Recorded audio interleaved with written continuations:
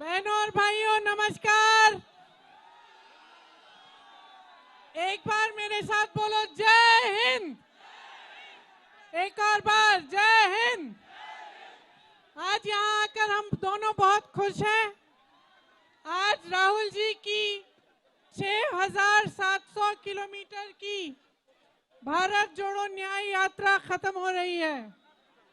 इससे पहले 4,000 किलोमीटर की इन्होंने पैदल यात्रा की। ये यात्रा उन्होंने इसलिए की ताकि इस देश की आप असलियत समझें। आज हमारे देश की जो असलियत है उसको समझना बहुत जरूरी है। तो ये पूरी यात्रा जो है ये आपको जागरूक बनाने की यात्रा थी। आज हमारे देश में जनता की जागरूकता पर सबसे बड़ा आक्रमण हो रहा है। इसका मतलब है कि आज के दिन में जो आप मीडिया पे देखते हो, जो आप बड़ी बड़ी बातें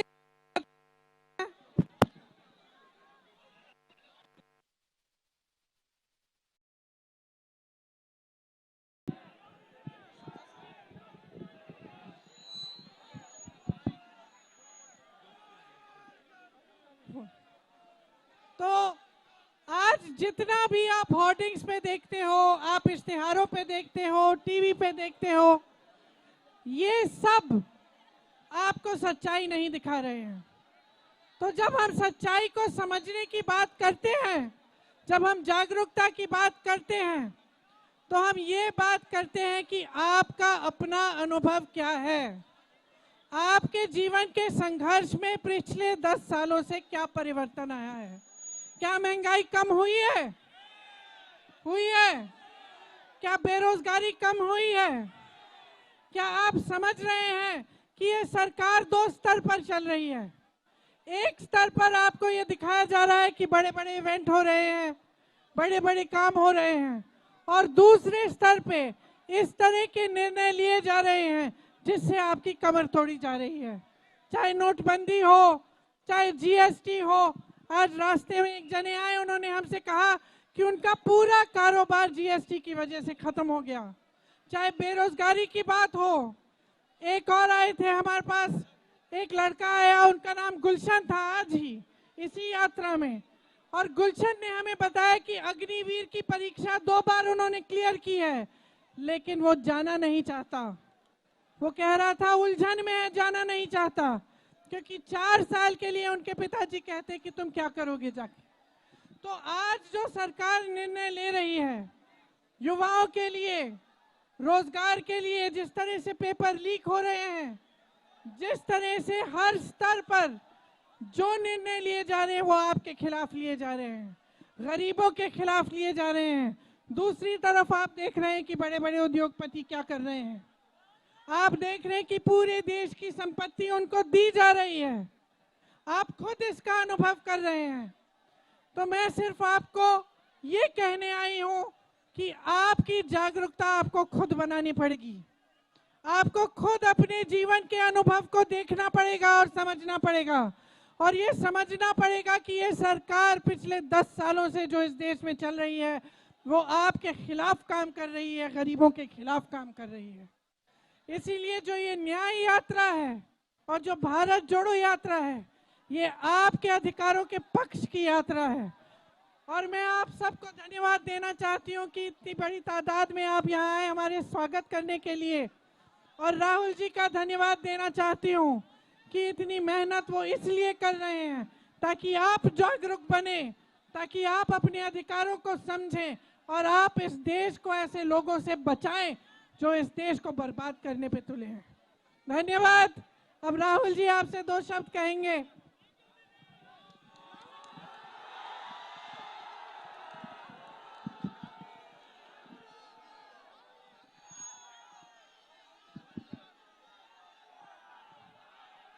नमस्कार, कैसे हैं आप लोग? ठीक हैं? अच्छा, थोड़ा शांत हो जाए, शांत हो जाए, थोड़ा आसान हो जाएगा। पिछले 60 दिन से मैं भाषण दे रहा हूं, तो थोड़ा शांत हो जाए।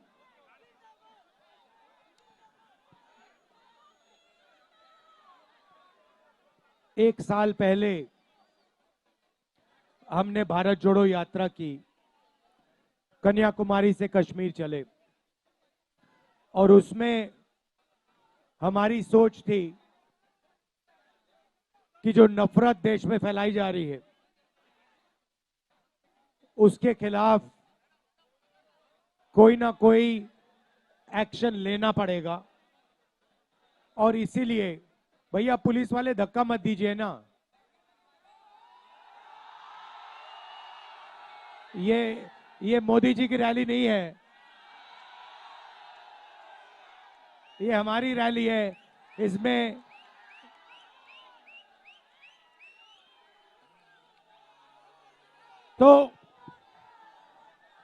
तो हमने पिछले वाले यात्रा में नफरत के बाजार में मोहब्बत की दुकान खोली, और पिछली यात्रा में बहुत सारे लोगों ने हमें कहा कि देखिए आप 4000 किलोमीटर चले, मगर बहुत सारे ऐसे प्रदेश हैं जहां आप गए नहीं। उड़ीसा नहीं गए, झारखंड नहीं गए, छत्तीसगढ़ नहीं गए, बंगाल नहीं गए, असम नहीं गए, बिहार नहीं गए, तो आपको दूसरी यात्रा करनी चाहिए। और हमने दूसरी यात्रा मणिपुर से शुरू की, और मुंबई में ये यात्रा समाप्त हो रही है। मगर ये यात्रा मुंबई में नहीं समाप्त हो रही है, ये यात्रा धारावी में समाप्त हो रही है। और इस यात्रा का मैसेज है, नहीं सुनो, मैं आपसे सुपरफिशियल बात नहीं करता हूं, मैं गहरी बात करने आया हूं आपसे। देखिए, ये जो धारावी है ये हिंदुस्तान का हुनर का कैपिटल है।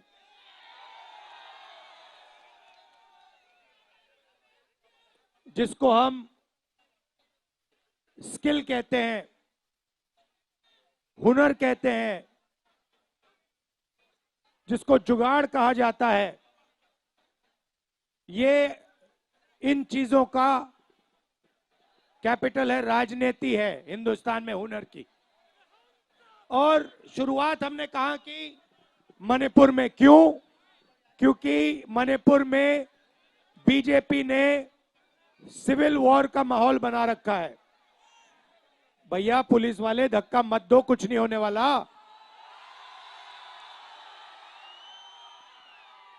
और भैया ऐसी शक्ति से धक्का दोगे तो आपको परे कर देंगे ये लोग, तो रिलैक्स रहो, कुछ नहीं होने वाला। तो हुनर का कैपिटल है, यहां पे लड़ाई, हिंदुस्तान में लड़ाई हुनर और दलालों के बीच में है। धारावी और अदानी के बीच में है।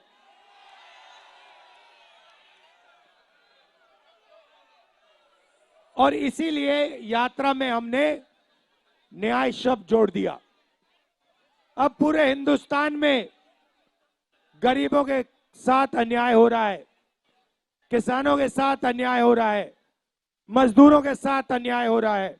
जहां भी हम देखें वही 2-3 नाम दिखाई देते हैं, अदानी अंबानी, अदानी अंबानी, अदानी अंबानी। ये धारावी जो है, ये जमीन आपकी है, आपकी मेहनत की जमीन है। अब ये जमीन वही दलाल लोग आपसे छीनने की कोशिश कर रहे हैं। और अदानी के पीछे देश का प्रधानमंत्री है। अदानी अकेला नहीं खड़ा है, अदानी के पीछे देश का प्रधानमंत्री खड़ा है, देश का प्रधानमंत्री खड़ा है। उसके पास ईडी, सीबीआई, इनकम टैक्स, चंदा मामा, ये उनके पीछे शक्ति खड़ी हुई है। क्या ये इन्फोर्समेंट डायरेक्टरेट नहीं है, ये एक्सटॉर्शन डायरेक्टरेट है।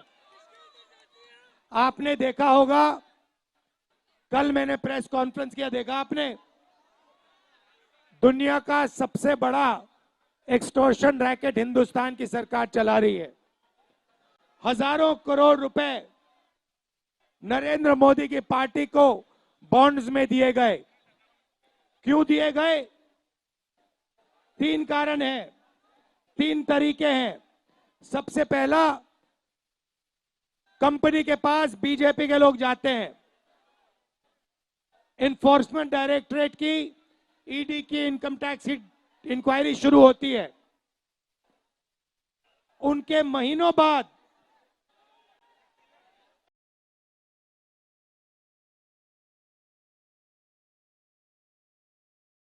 इंक्वायरी आस्ते आस्ते आस्ते खत्म हो जाती है। यह है पहला तरीका, यह है मोदी का पहला तरीका। दूसरा तरीका, कंपनी के पास जाते हैं, कहते हैं देखो धारावी में प्रोजेक्ट है, तुम लोगों को हम प्रोजेक्ट देंगे, रेवेन्यू शेयर बीजेपी पार्टी को देना पड़ेगा, पार्टनरशिप आप हमारे साथ कीजिए, धारावी की जनता को हम परे करेंगे, पुलिस का प्रयोग करेंगे, जो आपको धारावी के रीडेवलपमेंट से पैसा मिलेगा उसका परसेंटेज आप बीजेपी की बॉन्ड्स में दिलवा दीजिए। यह दूसरा तरीका। और तीसरा तरीका, सीधा जाके कंपनियों से ये हफ्ता लेते हैं। ये है 3 तरीके नरेंद्र मोदी के भ्रष्टाचार के। अब मैं आपसे सवाल पूछना चाहता हूं, हिंदुस्तान में पिछड़े वर्ग के कितने लोग हैं? कितने परसेंट हैं पिछड़े वर्ग के लोग हिंदुस्तान में? कितने हैं? 50% हैं। दलित कितने हैं? 15%। आदिवासी कितने? 8%। माइनॉरिटी कितने? 15। सब मिला के कितने हुए? 90, तकरीबन 90। मीडिया में 90% के कितने लोग? मीडिया में 90% के कितने लोग? इनकी मालिकों की लिस्ट निकालो, आपको एक ऐसा नहीं मिलेगा, एक मालिक नहीं मिलेगा जो पिछड़ा, दलित, आदिवासी हो, एक नहीं मिलेगा। फिर आप हिंदुस्तान की सबसे बड़ी 200 कंपनियों की लिस्ट निकालो, मालिकों की लिस्ट निकालो, उसमें आपको एक पिछड़ा वर्ग का नहीं मिलेगा, एक दलित नहीं मिलेगा, एक आदिवासी नहीं मिलेगा। आप ना बड़ी कंपनियों में हो, ना मीडिया में हो, तो हो कहां आप लोग? कहां हो? मीडिया में नहीं हो, बड़ी कंपनी में नहीं हो, बड़े अस्पताल, बड़े स्कूल कॉलेजेस के सरकार में भी नहीं हो। हिंदुस्तान की सरकार को 90 लोग चलाते हैं, उसमें से 3 ओबीसी हैं, 3 दलित हैं, 1 आदिवासी है। हिंदुस्तान की सरकार 100 रुपए खर्च करती है बजट में, तो 90% को 6 रुपए मिलते हैं। 6 रुपए 90% के अफसर निर्णय लेते हैं। भाइयों और बहनों, आप कहीं हो ही नहीं, आप कहीं नहीं हो। आपको कहा जाता है, आपको कहा जाता है भारत माता की जय बोलो। भारत माता में 90% आप लोग हो, 90% आप लोग हो, मगर देश की भागीदारी में, देश के धन में आपकी कोई भागीदारी नहीं है। आप मजदूरी करते हो या फिर आप बेरोजगार हो या फिर आप कॉन्ट्रैक्ट लेबर करते हो, मनरेगा का काम करते हो। ये भैया, हाँ? क्या इसको ठीक करो ना, माइक को ठीक करो। हेलो, तो आप लोग कहीं नहीं हो। पहले आपके रास्ते थे, आपका रास्ता सेना में जाने का था, उसको बंद कर दिया, अग्निवीर लागू कर दिया। अब आपको कहते हैं कि 2 तरीके के शहीद होंगे, एक को शहीद का दर्जा मिलेगा, दूसरे को शहीद का दर्जा नहीं मिलेगा। चाइना के सैनिक 5 साल ट्रेनिंग करेंगे, हमारा अग्निवीर 6 महीने ट्रेनिंग करेगा, और जब अग्निवीर शहीद होगा उसे ना पेंशन मिलेगी, ना उसे शहीद का दर्जा मिलेगा। उसे कहा जाएगा आप मर गए मगर आप शहीद नहीं हो। पब्लिक सेक्टर को ये एक के बाद एक बेच रहे हैं। किसके हाथ में दे रहे हैं? उन्हीं अदानी अंबानी के हाथ में दे रहे हैं। हाँ, तो यही बात हो रही है। मैं आपसे सिर्फ ये कह रहा हूं, आप जग जाओ। आपको लूटा जा रहा है, 24 घंटे आपको लूटा जा रहा है और आप देखते जा रहे हो। मैनिफेस्टो में हमने क्रांतिकारी काम करना है। पहला काम जाति जनगणना, इससे सबकी गिनती हो जाएगी, सबको पता लग जाएगा किसकी कितनी आबादी। उसके बाद इकोनॉमिक सर्वे होगा, फाइनेंशियल सर्वे होगा, हिंदुस्तान की सब संस्थाओं का सर्वे होगा। सबको पता लग जाएगा हिंदुस्तान के धन में किसकी कितनी भागीदारी है। दूसरा कदम, 1 लाख रुपए हिंदुस्तान की हर गरीब महिला को हमारी सरकार देने जा रही है। ये 16 लाख करोड़ रुपए इन्होंने 20 लोगों 25 लोगों का कर्जा माफ किया है। ये हर रोज अरबपतियों को धन देते रहते हैं, बांटते रहते हैं। इसीलिए हम हिंदुस्तान की गरीब महिलाओं को 1 लाख रुपया साल का, 8,400 रुपए महीने का देने जा रहे हैं। आखिरी बात मैं आपसे कहना चाहता हूं, देखिए ये धारावी आपका है, ये आपका है और ये आपका रहना चाहिए। यहां पे आपको आपका जो स्किल है, हुनर है, उसको सपोर्ट करना चाहिए। बैंक के दरवाजे आपके लिए खोलने चाहिए और यहां पे इंडिया का मैन्युफैक्चरिंग सेंटर बनना चाहिए। ये है सच्चाई। ये धारावी मेक इन इंडिया है, ये है मेक इन इंडिया असली। और ये सोचते हैं कि देश दलालों से बनता है। देश दलाल नहीं बनाते, देश आप जैसे लोग बनाते हैं। ये मेरा आपके लिए मैसेज है। आपने इतने प्यार से मेरी बात सुनी, दिल से बहुत बहुत धन्यवाद। हाँ, मेहनत आप करते हो और पैसा अदानी ले जाता है। बहुत बहुत धन्यवाद आप सबका, पुलिस वालों का धन्यवाद। जय हिंद।